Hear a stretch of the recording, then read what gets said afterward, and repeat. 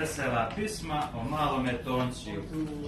Div koji se Toni zove i debelim plovi morem, od Jadrana do Japana sva su mora isto slana.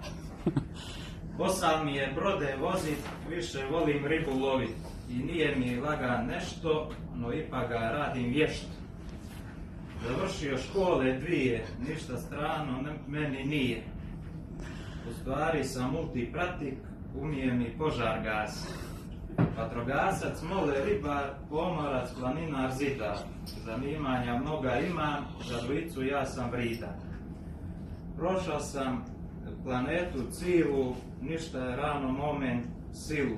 Selo mi je od tazbine, nemoj uteći od sudbine. Napustio Trogir Mio, u Turanj sam se naselio i kuću sam naslijedio, apartmane opremio. Na brodu sam mjesecima, zbog korone smjene nima. Ne mogu se doma vratit, ali ne moram porez platit.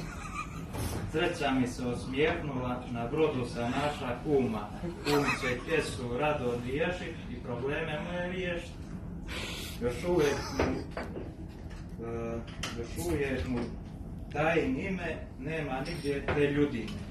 Pun prežide piva čeka na signale iz daleka.